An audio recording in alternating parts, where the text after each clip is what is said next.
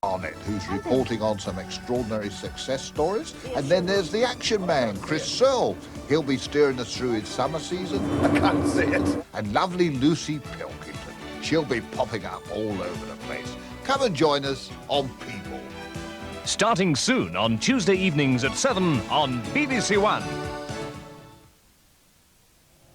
BBC Two now is in top gear for the last of the series, including a cavalcade of memorable cars celebrating the 50th anniversary of the Prescott Hill Climb in Gloucestershire.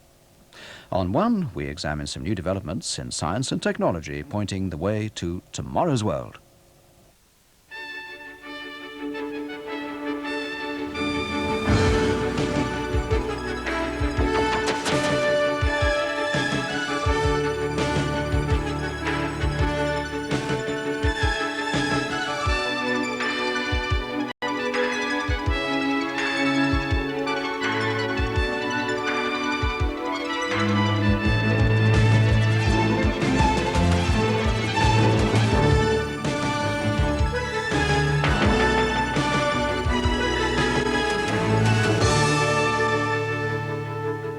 Welcome live to Tomorrow's World. Bobby George, you require 180. 60. 120. 120! Pretty good. But later in the show, how an invention from 1542 may help to improve anybody's game of darts. Judith. Also in tonight's programme, Anna Walker reports from the Isle of Man, where an unusual new type of crop is about to be harvested for the first time. We'll be finding out why Polly is racing again, thanks to treatment with a laser, and how we can benefit too.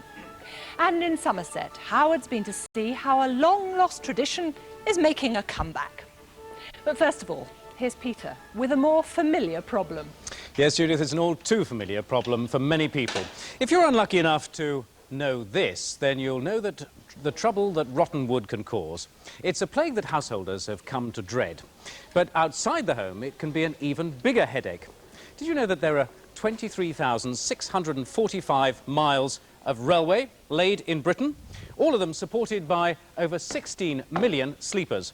Most of them, like these, still made of the stoutest timber. But like all timber that's exposed to the elements, it needs a lot of maintenance. British Rail are constantly inspecting their sleepers for decay, but testing methods can be rather crude. This is one traditional technique, tapping the timbers with a mallet and listening to the sound. The dull thump of rotten wood is very different from the healthy ring of sound timber. That is, if you have a trained ear. But the only way to be certain is to lift the complete length of track and actually look underneath. Well, British Rail are just about to test out a new tapping technique to spot the sleepers that aren't up to scratch. Here it is. In the head down here are a couple of hammers and a sophisticated listening device, and it's put onto the sleeper like that, and the machine is set into action, and it starts knocking away there. In fact, this is attached to an instrument which analyzes the sound, looking for the characteristic tones of the rotten wood. It then grades the damage from 1 to 6 and records the reading. Well, if we look down here, we can see that we have actually a reading of 1, which means that that timber is extremely sound. But if we put it onto this one, I think we should get a very different result. At the moment, this equipment is specially tuned to work on sleepers, but in principle, it should be possible to adapt it to any other type of timber. So, what reading have we got here? Well, that is a reading of 6, the worst possible one. And it comes as no surprise, I think, if we turn this over, there is a certain amount of rot underneath. Once a length of track has been tested, the information is fed into a central computer, which gives you a readout of the track that you've just surveyed. Now, green means that the timbers are sound, but yellow and red both mean that the timbers are damaged. But the computer works out that while the yellow areas could safely be treated with a preservative, the red areas are the ones that are top priority for replacement. And that could be either because there are several rotten sleepers in a row, or that it's a stress point on the track, like on a bend. Or in this case, because it coincides with a join in the line. Now, the aim is always to avoid having to lift the track unnecessarily, so as part of the new system, these little rods have been developed. They contain a water-soluble preservative and can be placed in the wood, rather like this. There's one there. so that the very same water which soaks in and causes the rotting can now be used to spread the preservative and so prevent the damage. Although the listening device is at present only tuned to detect damage to railway sleepers, the whole system could have wider uses. And it may not be long before the timber preservation specialists turn up to check over your house, equipped with nothing more than an automatic tapping machine. Well, now Howard reports from the West Country.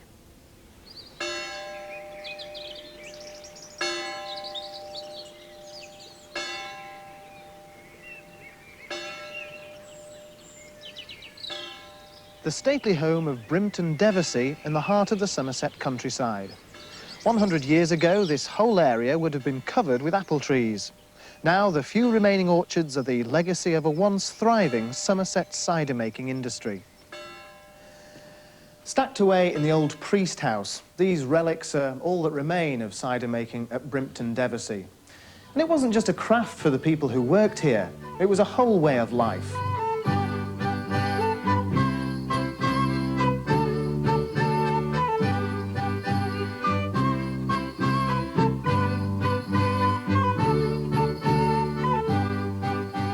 Although cider making stopped here at the beginning of the century, there's a new arrival that could change all that.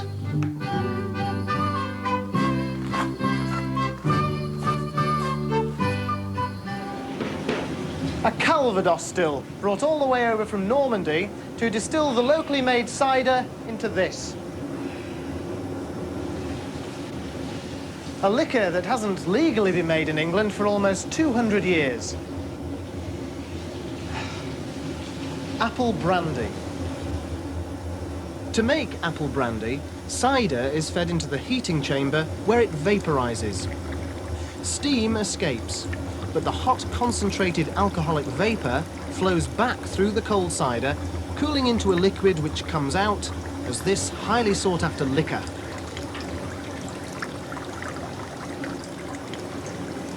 Initial tastings have put it on a par with French Calvados, but here they're going to try to make it even better.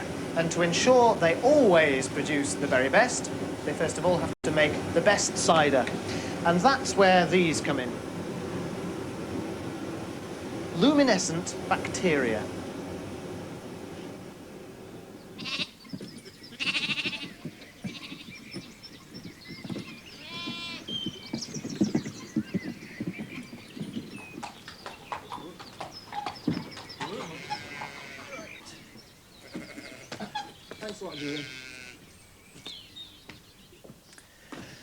This is where they make the cider, but before it can be considered suitable for turning into Calvados, it has to be fermented for a second time.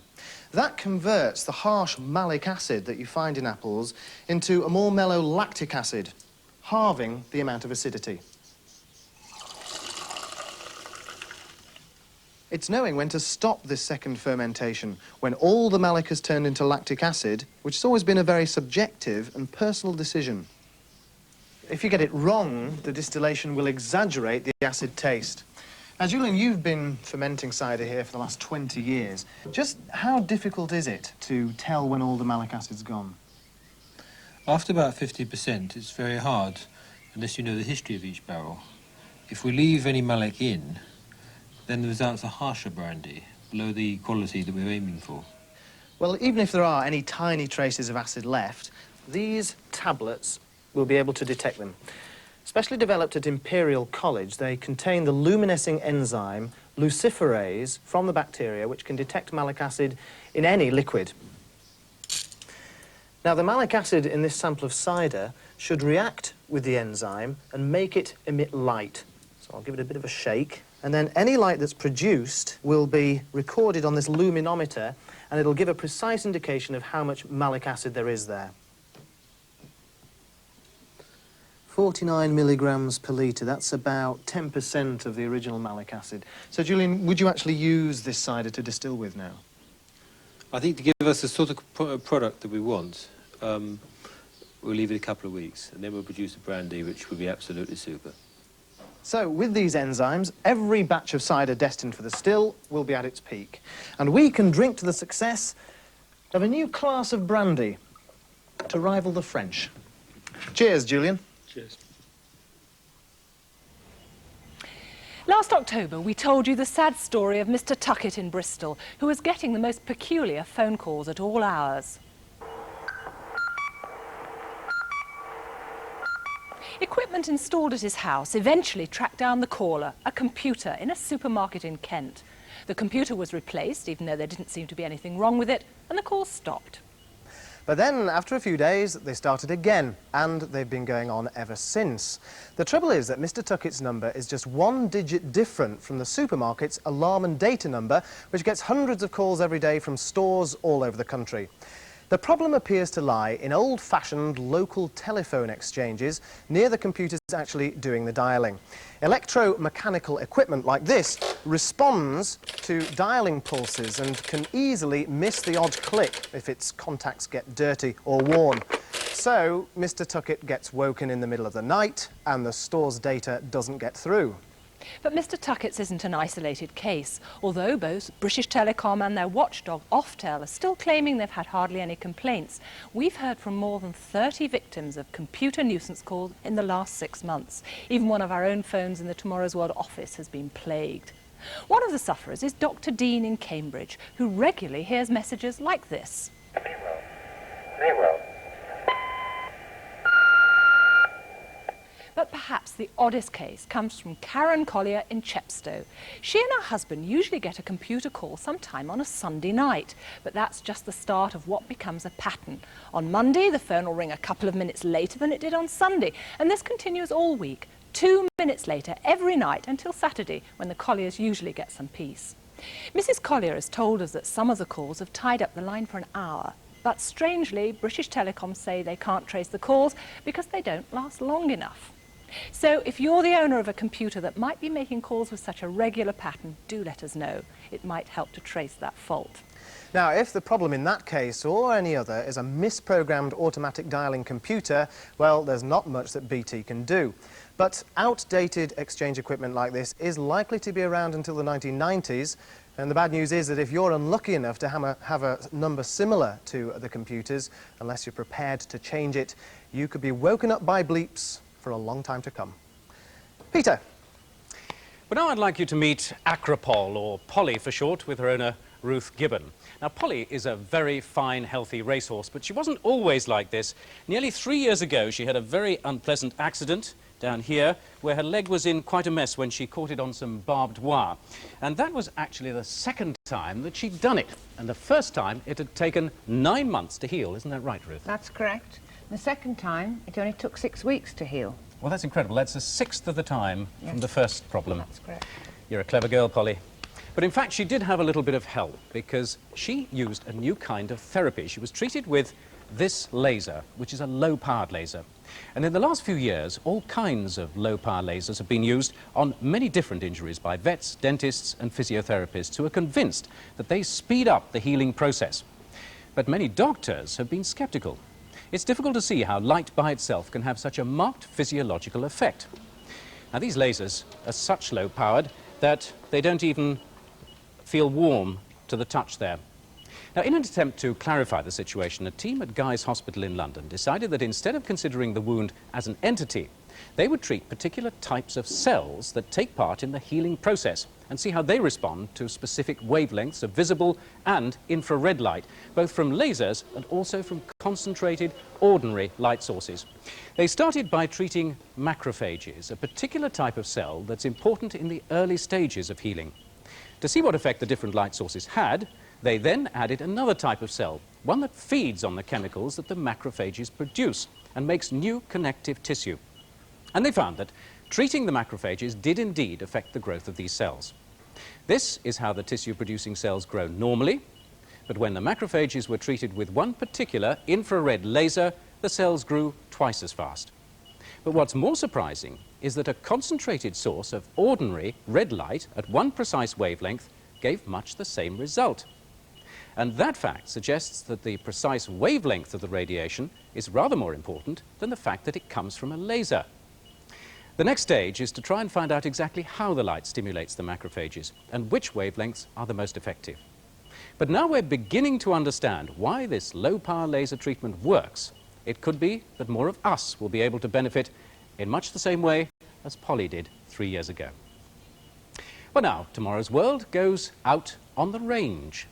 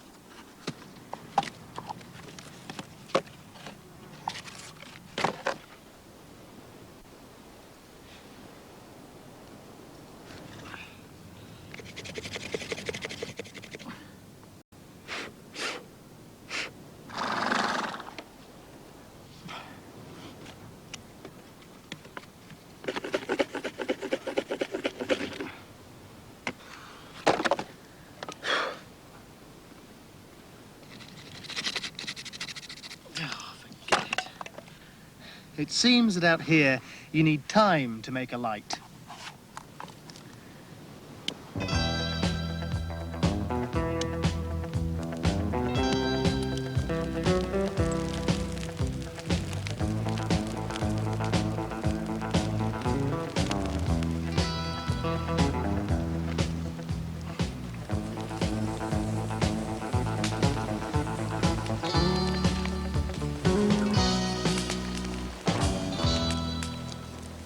Well, as you saw, these lighter watches do work, but I was a little concerned about setting fire to my shirt. So I spoke to the DTI over here, and they're worried about their safety too. So it could be their only usefulness is strictly out on the range.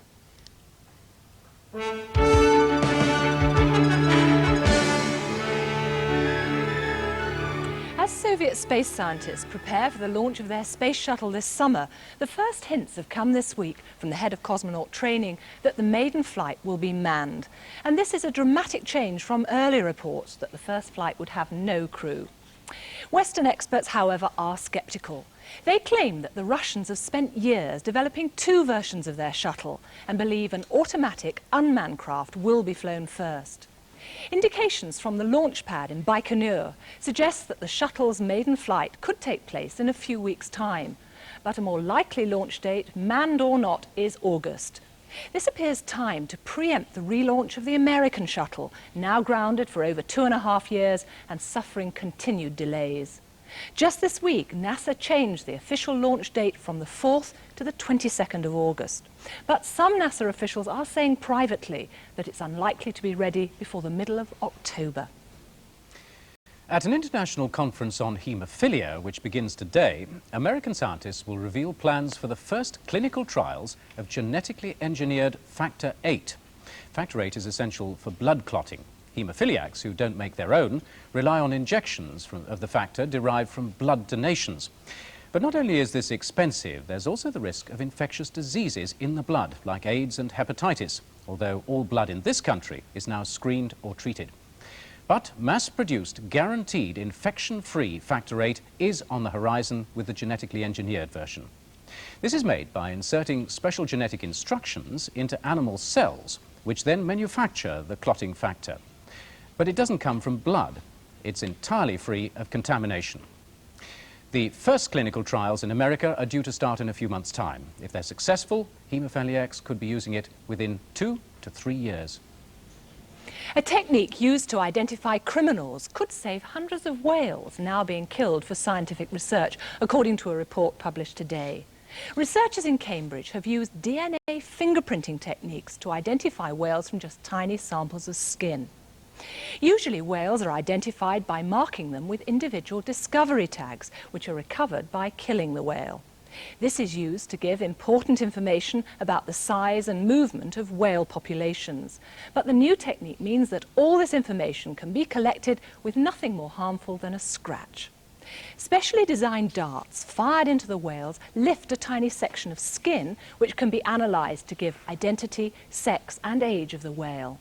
And as the technique is refined, it should be able to provide much of the scientific information needed. The International Whaling Commission, who sponsored the research, hope that the technique will largely eliminate the need to kill whales for scientific purposes, the reason used to justify continued hunting of whales.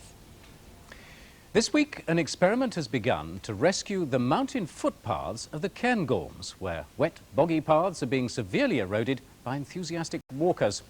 But help has come from an unusual local source, the black-faced sheep, or their wool, to be precise. Otherwise unusable wool from their hindquarters, called daggings, has been airlifted by the ton up onto the damaged mountain sides. Workers are now starting to lay the wool, mixed with sand and gravel, into the paths in preparation for the summer onslaught of hikers. Now, it doesn't look very much, but the fibrous, oily fleece is apparently perfect for knitting together the disappearing paths. The only problem they foresee is the smell.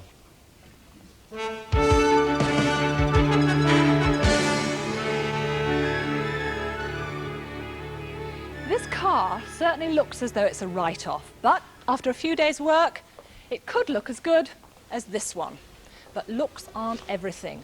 Lurking underneath a repaired car like this could be a killer chassis, because a bodged repair job down there can affect all sorts of things: the steering, the brakes, and of course the way it absorbs impact in a crash. A dodgy chassis can be missed even by a trained eye. And there are enough dangerous cars getting back onto the roads to make the police extremely concerned. But here is an infallible expert eye that won't miss a thing. Stored in here are the precise chassis measurements from over 3,000 different models of car. With a laser beam in here, I can pinpoint the position of key points on the chassis to within less than a millimetre. And if any of those points are too far out of line, that's evidence of dangerous damage or a bodged repair. Now, not long ago, this car was in a crash. So let's see what the system makes of its chassis after the repairs. I've already put the make and model of the car into here, and it's told me on the display here exactly where on the chassis to take the crucial measurements, and that's where these special target grids are hanging. Now, all I have to do is to line the laser beam up onto there, into the center, press a few buttons, and I get a reading just here of 163, and it also tells me on here what next point to measure on the car. So I just have to push this along this calibrated track, line that up again, and take another measurement. It's as simple as that. And in fact, I've already taken all the other measurements, 8 in all, and it would take a trained mechanic only 5 minutes to do all of that. And once you've got it in here, your results are printed out by attaching it onto this computer. Lasers are already used in some crash repair work, but this is the first time that the process has been completely automatic. Your garage could be offering the results later in the year, and what you're looking for are crucial deviations from what the reading should be at each checkpoint and what you've actually got. And on this particular model, anything over 4 millimeters would be very bad news. And we've got some readings on here just coming through here, definitely over 4. We've got 7, 10, 9, 8, and all of that means that this car is in a bad shape. The police are evaluating the system at the moment, and they've told us they hope it'll go a long way towards eliminating dangerous cars that are getting back onto the roads. Now, here's a report from Anna.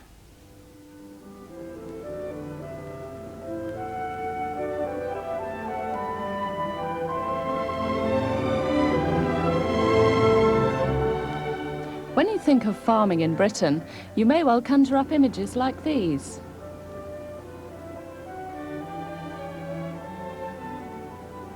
Well, now you should add to that picture the fertile waters of the Irish Sea, because out there is the first seaweed farm in Britain. Seaweed's been farmed in Japan and China for several decades, but it's never been done here before. According to the Chinese, and they should know, some of our indigenous species are very tasty. And from a farming point of view, the sea is rich in nutrients, so you don't need to fertilise the crop, and the climate's suitable to farm seaweed virtually all year round. But you can only do that if you've got seaweed spores ready to plant out. And that's what scientists here on the Isle of Man have been researching. A technique that prevents the seaweed spores from developing until they want them, and at the same time increasing the number of new plants they can get from the spores they've collected. Normally, the spores rapidly develop into male and female cells like these. They, in turn, release either an egg or a sperm, and once fertilization's taken place, within about 10 days, a new plant should be growing. Should be one on here, so let's take a look. Oh yeah, there's one in the centre there. But the seaweed spores in here were collected last November. The researchers have mimicked poor conditions in the sea that prevent the male and female cells becoming sexually mature. It seems the most important thing is to deprive them of the blue light that exists in daylight. Plus, they're suspended in a medium that's low in nutrients, and the air bubbling through the flasks prevents the cells sticking to the sides. In these conditions, the male and female cells don't develop to sexual maturity, but instead start to duplicate themselves. Each of the new cells in these chains is also capable of producing an egg or a sperm, and eventually a new plant. When the scientists are ready to sow the next crop, they'll spray the contents of the flasks onto frames with string wound round them. Then all you've got to do is put them into tanks like these. With lots of clean seawater and plenty of daylight, the normal pattern of reproduction resumes.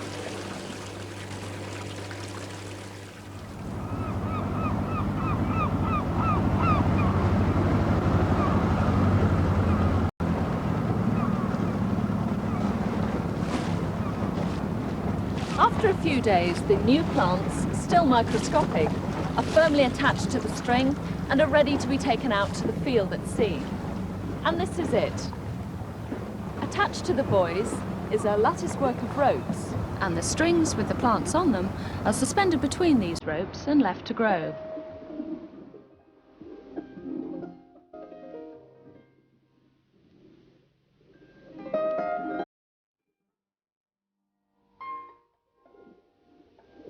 This first crop is now ready for harvesting, and once that's finished, they can string out a second crop, which, if all goes well, they'll harvest in November. But will seaweed ever catch on in this country as a favourite food? Well, it's low in calories, packed full of proteins and vitamins, but there's always the question of taste. And if you're not ready to take your seaweed straight, you could always start with one of these. Seaweed crisps. Just the thing for a quiet day at sea.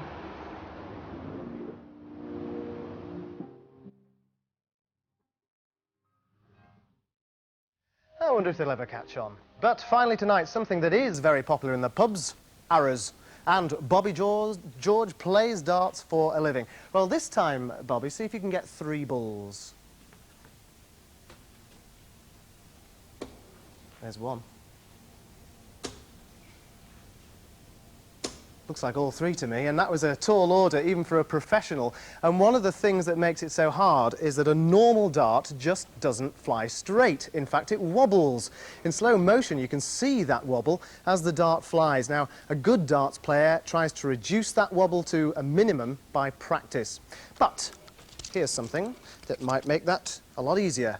Spinning darts. These curled flights make the dart spin around its axis. Now, that's an idea that's been used for bullets for more than 450 years, when it was realised that rifling a gun barrel would make the bullet fly true. Only now has it been applied to darts, and slow motion proves the point. There, spinning, and much smoother than the dart with the normal flights. So have a go with the new ones now, Bobby, see how you get on.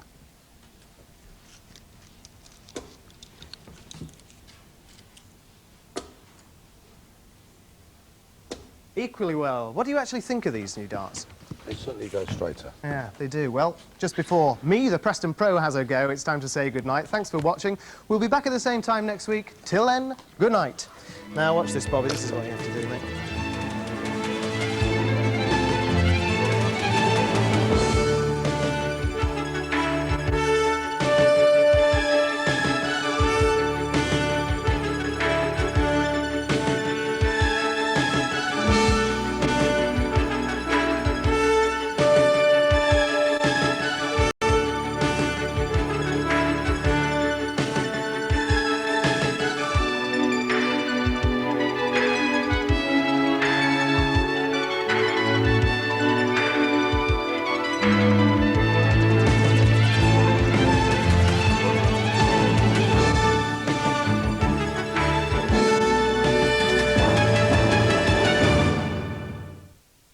In Nature on BBC Two shortly, Michael Burke returns to Flixborough, the scene of Britain's worst chemical disaster 14 years ago, to ask how safe the chemical industry now is.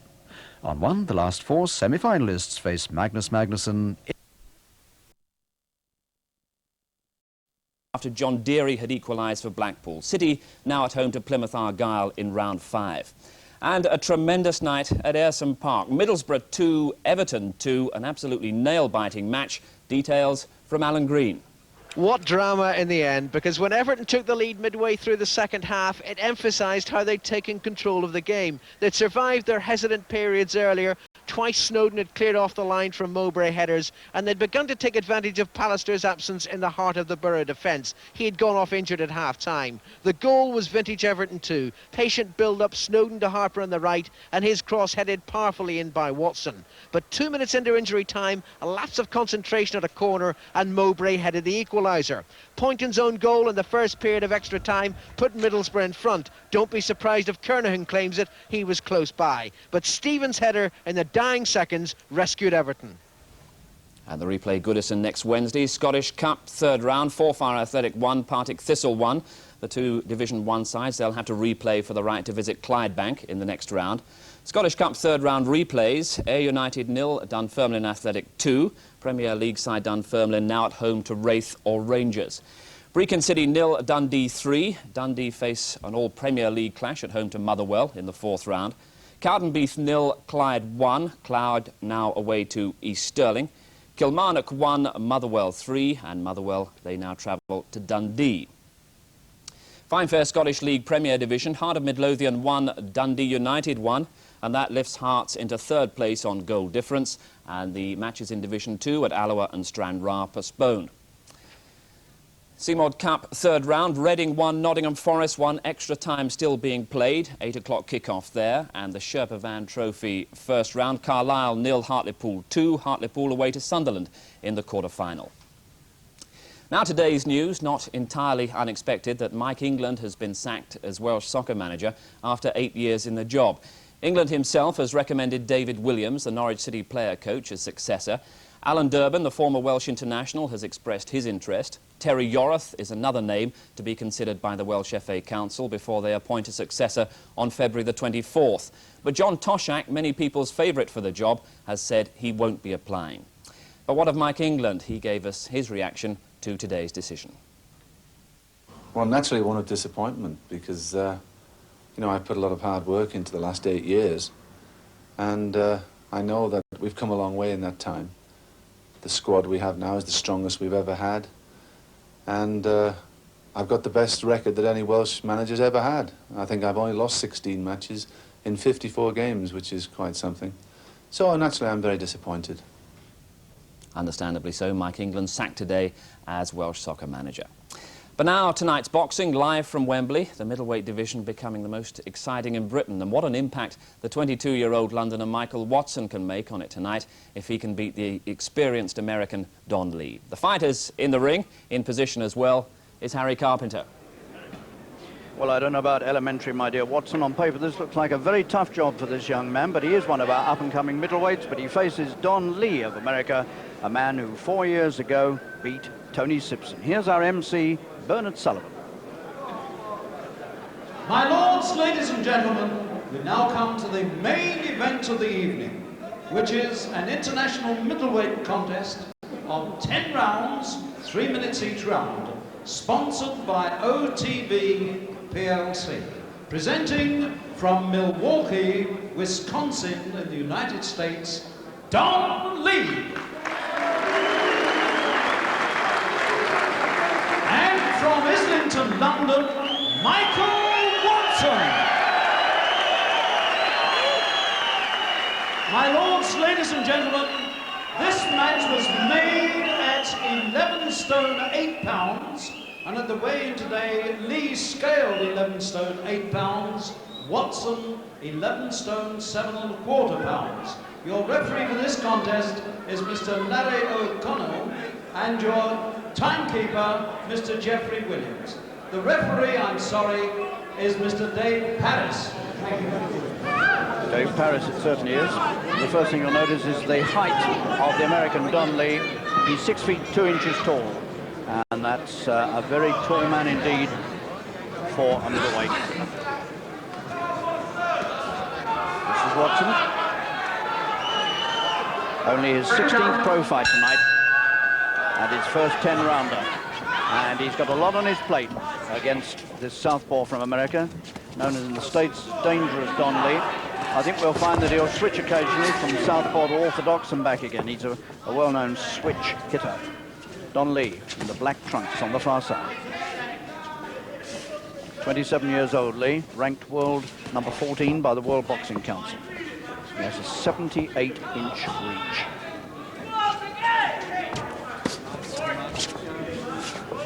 And Michael Watson, of course, attempting in this fight, in his first 10-rounder, to crash the world rankings in one go.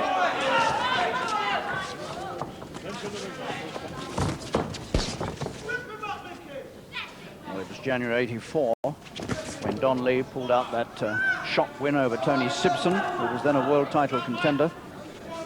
It happened in Atlantic City. He stopped him in 8 rounds. He had Tony down 4 times, so he was down himself in the course of the fight.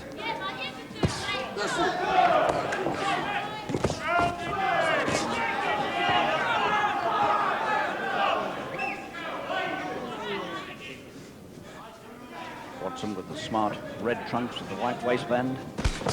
And he's come out looking sharp.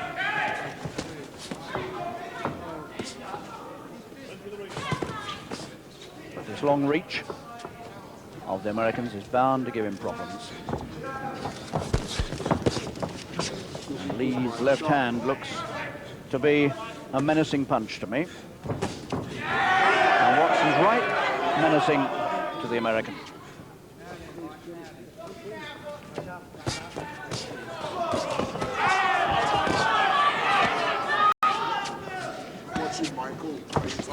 And hold.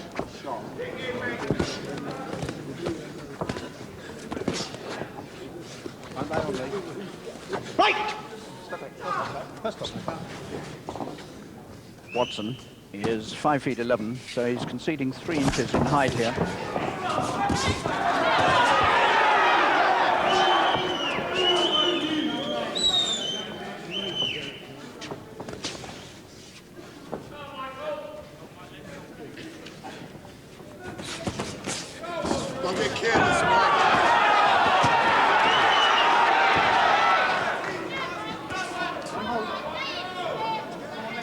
Hear the voice of Frank Bruno behind me, sitting quite close by, and he's getting a little anxious about Watson, pleading with him not to get careless.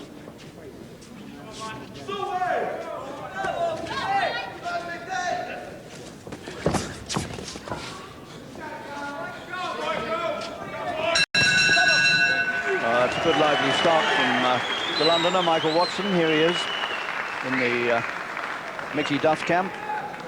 Comes from Islington. He'll be 23 next month. And it's asking a lot of this young man in his first 10-rounder to take on Dangerous Don Lee, but we shall see whether he's up to it. There's no doubt at all that this is an effort on Watson's part to steal some thunder from that other fine young middleweight prospect, Nigel Benn, who's in a rival camp. He's had 13 wins as a pro in a year, stopped all his opponents, and this is an attempt just to steal a bit of the Benn thunder. Michael Watson. 15 fights, 14 wins, 1 defeat against James Cook of South London. Don Lee, born in Gary, Indiana, now fights out of Milwaukee, Wisconsin. 27 years old. Second out, round 2.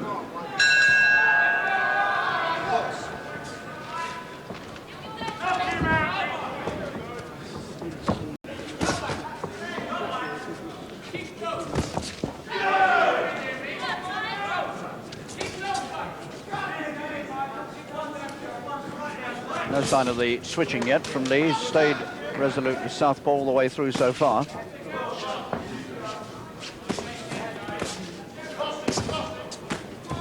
Originally, of course, Lee thought he was going to fight Tony Simpson in this country. But the match fell through.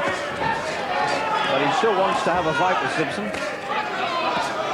Particularly if Simpson were to win the IBF middleweight title. If that fight comes off, there's some dispute about the distance over which it should be fought. Frank Tate against Tony Simpson coming up in a few days' time. But a high court action before it's decided.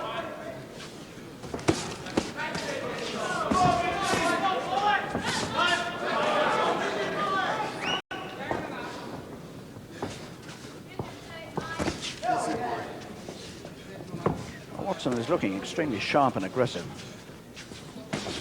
But he's going in with rather wide swinging punches. And if he does leave himself open, he won't be slow to put a punch through the middle.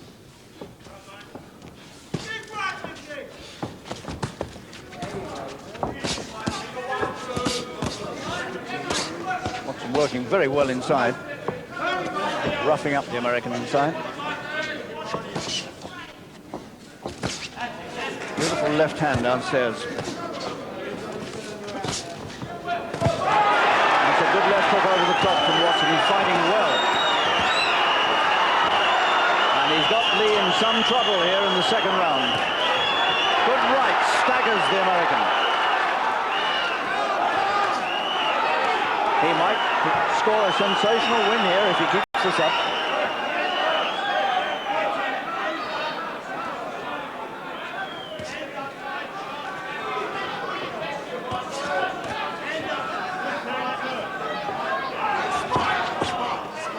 That was a wonderful spell of aggressive fighting by Watson. Right.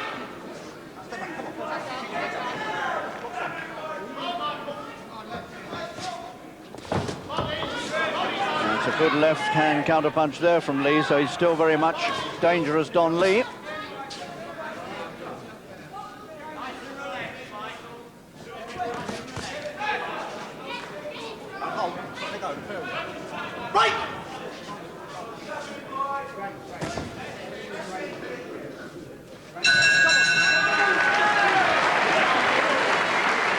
For moments in that second round, I had the feeling that Lee might go. He was under such pressure and was getting hurt in that fierce exchange round about the 2-minute mark. And we can have a look again here. This was a great spell of sustained aggression by Watson. Everything he's putting in here is getting through.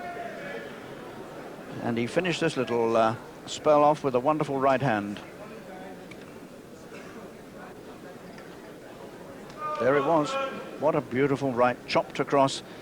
And at that point, Lee was in great danger, but he survived. And he's coming up for the third. And it's far from over yet. Lee's had 31 pro fights. And he's stopped 24 opponents. So he's dangerous, all right. One-time United States Golden Gloves champion. So it gives you some idea of his quality. Round 3.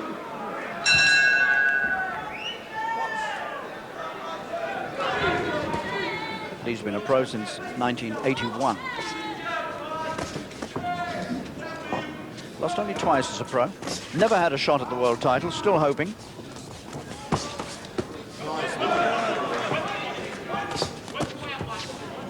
But if Watson keeps this sort of form up, Lee's hopes of a world title shot are remote indeed.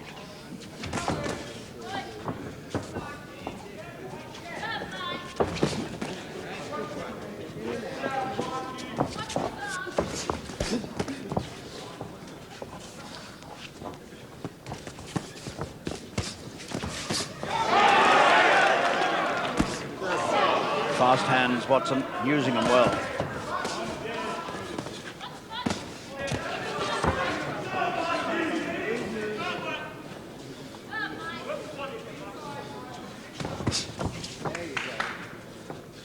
Now you see Lee has switched, boxing orthodox.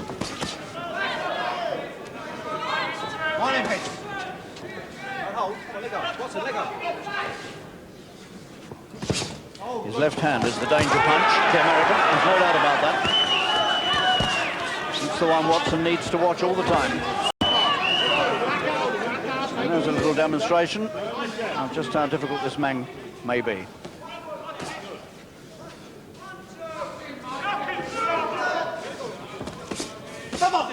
One left hand ruled slightly low there by Dave Paris. It was right on the borderline.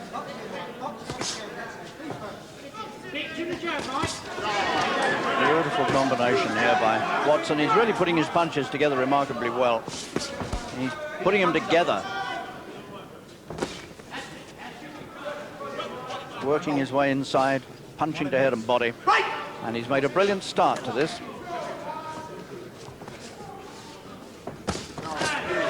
Terrific left hook and a right cross to follow.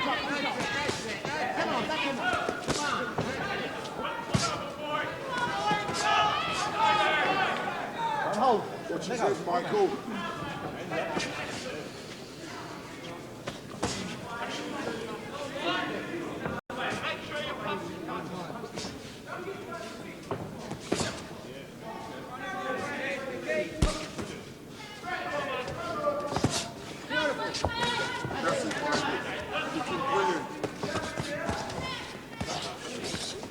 On ahead. Come on in, Heath. Right!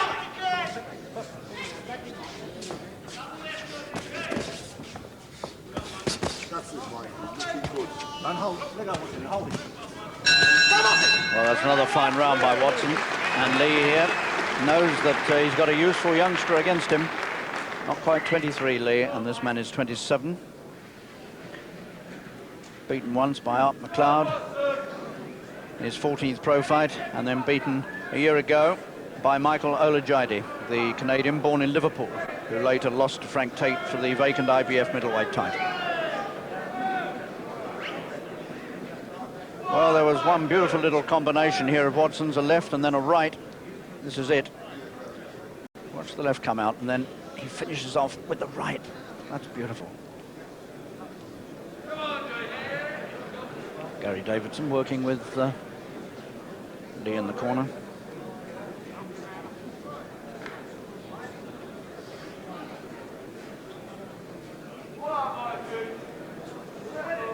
Second down, round 4. Box.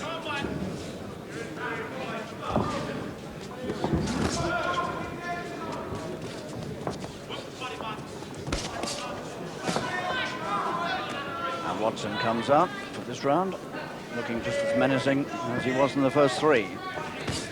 That's a good shot.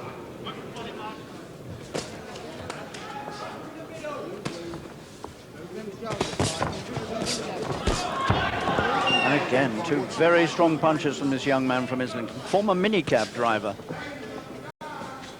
Concentrating now full-time on his boxing. Destined to go places if these opening rounds are anything to go by. Pull him out.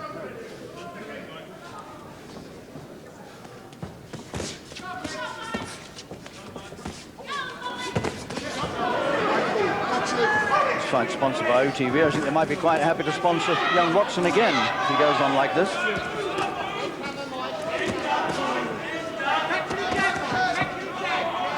But let's remember that Don Lee is dangerous and he's still there. And Watson must not get careless. Watson's turned around the other way now, so we've got southpaw versus southpaw.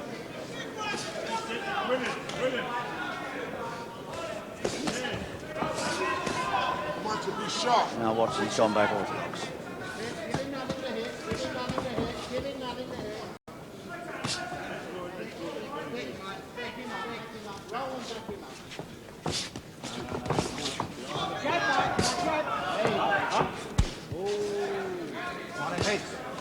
Some of the most impressive work of Watson is being done in these clinches. Americans are notoriously good at infighting, but Watson is showing him how to do it.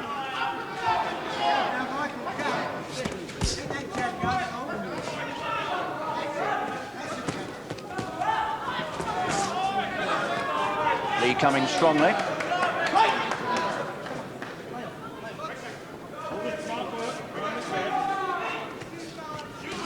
Watson's mouth quite red. I think there's a little blood coming from there.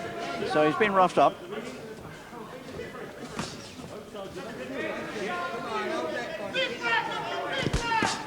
That's it, Mike. Be sharp. That's it.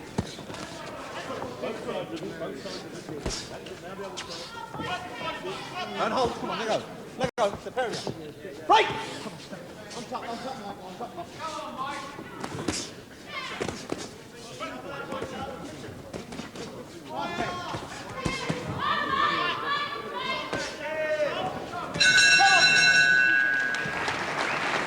Well, one of the greatest compliments you could pay Watson is to say that he's fighting like an American. He's putting the punches together well, good combination punching, working well inside, handling himself extremely capably. And it's nice to see a young British middleweight do so well in a fight against a good opponent, because there's no doubt at all that Lee is still a class opponent and a difficult man to beat.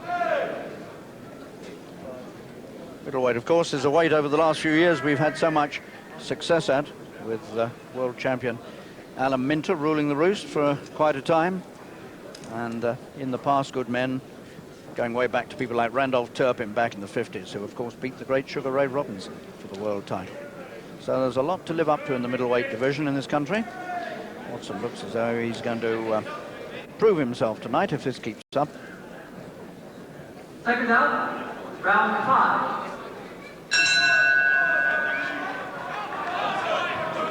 Box.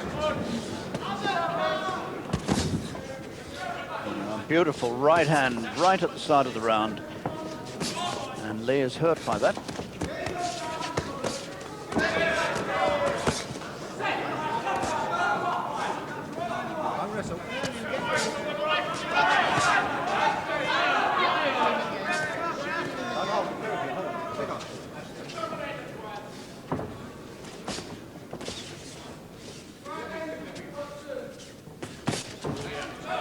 That first right hand full on the mouth.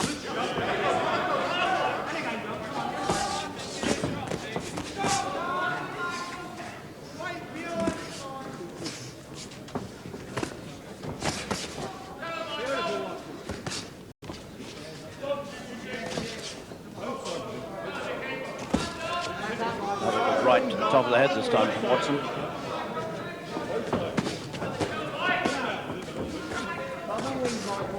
Blood on the face of Lee. And hold. There you go. Come on, pull him out.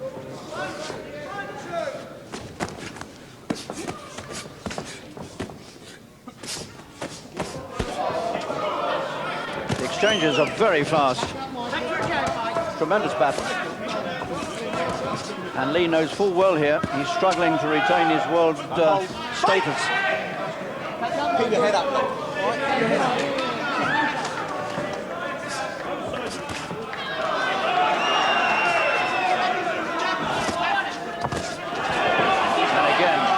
Brought up short by a punch on the mouth. He's got a damaged mouth. This was caused right at the start of the round by the first right hand thrown as the bell went, and he's got a badly damaged mouth, I think, now. The referee's taken him over to the corner to have a look at, and it's been stopped. Lee has been stopped with a damaged mouth, a badly damaged mouth. And you can see for yourself from the wadding that they're putting against it how bad the damage is from the blood that's flowing. So that's a remarkable win by Michael Watson. He'll be 23 next month. This young British middleweight prospect has proved himself tonight with some really good, dangerous punching. And the damage on the mouth of Lee tells its own story, just how good those punches were that he put together. As Lee has a badly cut lip. Watson is the winner. So that really is a tremendous win by this young British middleweight. His 15th win in 16 fights. We're trying to spin back, I think, to the opening of the round, where we might see what happened. The very first punch thrown was a good right hand by Watson, and it landed flush on the... Well, this is later on in the round, but this was where it stopped. But the damage was caused right at the start of the round. And it was, of course, made worse later on.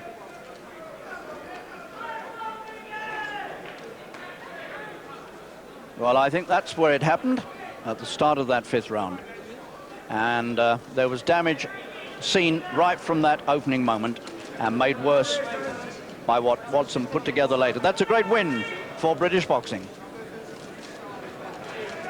Give them both a hand, please. Thank you. It's maybe a slightly unsatisfactory finish, but Michael Watson certainly showed there what he's going to be capable of in the months and seasons to come. News that terms for the Mike Tyson-Mike Spinks fight were agreed tonight, and it's set to be the richest contest in history. Tyson stands to earn around $20 million and Spinks $13 million. So does that mean bad news for Bruno? Here's the view of Mickey Duff. It's not bad news because Frank Bruno will definitely fight Mike Tyson. That is a fact of life. It's a matter of when. If he beats Spinks. Well, I don't think that's too much to worry about. I genuinely feel that Frank Bruno is a much tougher opponent for Mike Tyson than Michael Spinks is. He's a bigger guy, he's a better puncher. I think Mike Spinks, with no disrespect, is really a blown-up light heavyweight who got lucky late in his career with a couple of controversial wins over Larry Holmes, who we've since seen is not that great. And I genuinely don't think that Mike Tyson has ever beat anybody that can fight as good as Frank Bruno. Now, we've got to get Tyson and Spinks out of the way, so where does that leave Bruno? When do you think they might meet, Tyson and Bruno? I know that the next scheduled date for Mike Tyson is September. So it follows, that's after the Spinks fight. You know, of course, he fights Tony Tubbs in March. He then fights Spinks in June, and his next scheduled date for HBO is September. It's a very good date for HBO for England, I'm given to understand. They weren't too keen on June because they're very busy with Wimbledon, and they didn't want to run too close to Wimbledon, and they were a little concerned with that. Plus, it also gives Frank Bruno the possibility of taking another fight if he decides he needs one, and that wouldn't be a bad thing either. So, all in all, I don't think there's any bad news in a Tyson-Spinks fight at all as far as Frank Bruno is concerned. So you're quite convinced we're going to see Tyson and Bruno this year? Okay, I have no doubt about that at all. Fine. Can we go down the scale to the flyweights? Because you've got a good little flyweight called Duke McKenzie, who happens to be the British champion. And he happens to be the European champion. What plans have you got for him? He's defending his European title against a guy called Gomez. He's got a funny Spanish first name. Agapito Gomez, that's it, you've got it. They're fighting here at Wembley on March the 9th. And I came to terms with Gomez's people yesterday, and in fact we're announcing it now, but we will be announcing it to the press tomorrow officially. Fine. And that will be the next big fight that takes place at Wembley. So good news for McKenzie, good news we hope for Bruno. Thank you. Thank you, Mick. And before we return to Wembley to see Gary Mason in action, a quick recap on tonight's news from Ayresome Park, the big cup tie, Middlesbrough and Everton, that finished in a draw. Middlesbrough 2, Everton 2, a last-minute goal in ordinary time for Middlesbrough to take the match into extra time, that from Alan Kernahan, and a Trevor Stephen equaliser right at the death of extra time made it 2-2. They go back to Goodison next Wednesday evening, but Manchester City, they got through against Blackpool. And the match that was still continuing, the Seamog Cup third round, won by Reading. Reading 2, Nottingham Forest 1. Stuart Bevan got the goal that knocked out the second side in the First Division. Reading now at home to Bradford City in the quarter-finals. On our boxing once again, and also on the Wembley bill tonight, the unbeaten Wandsworth heavyweight Gary Mason, the man in the Frank Bruno mould, especially in the rapid manner in which he dispatches his opponents. His opponent tonight, Alfonso Radcliffe, a man who's been in with Mike Tyson and managed to last to the end of round 2, but a tough, difficult opponent for Mason nevertheless. We join it at the start of round 1.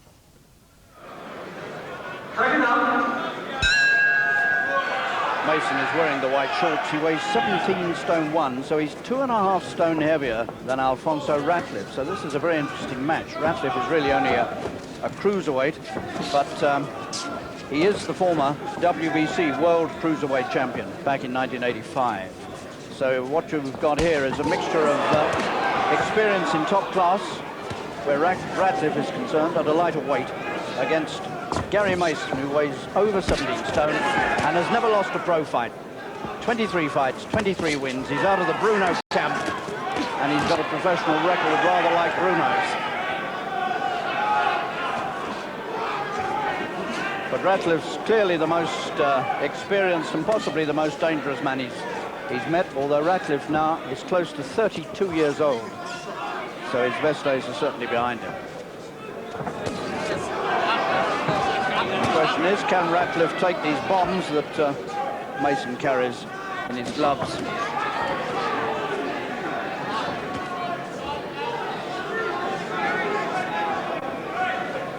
There is exactly 2.5 stone between them. 14 stone 8 Ratcliffe in the red.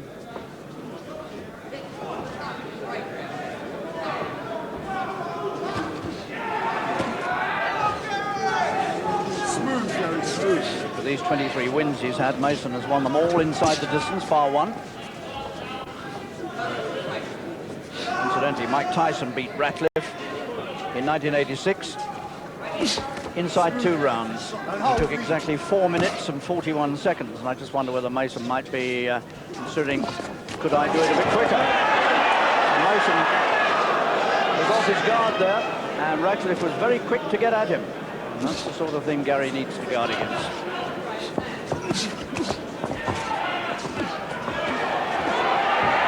Ratcliffe trying to ride these huge punches as they come winging in.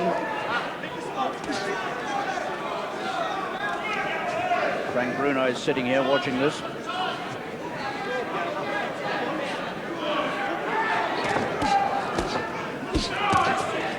Ratcliffe standing up to Mason's big punches extremely well so far.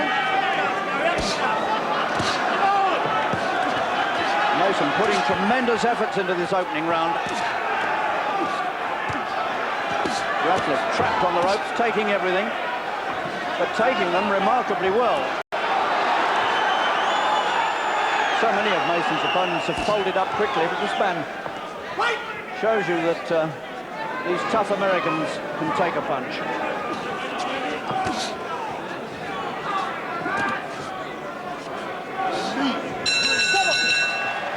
Mason has put a lot of work into that opening round, and this man has taken a lot of punches and never been off his feet. Alfonso Ratcliffe will be 32 in just a few days' time. Stands 6 feet 4.5. He's ranked the number 15 heavyweight in the world by the WBC. And as I said, he's the former WBC cruiserweight champion. That's the 13 stone 8 championship. He held that for 3 months in 1985.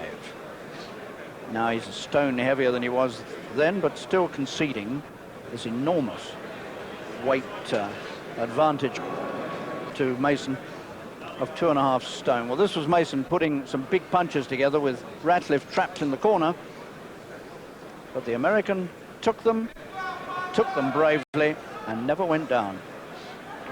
And Mason, meanwhile, expended a lot of energy doing that. Second up, round 2.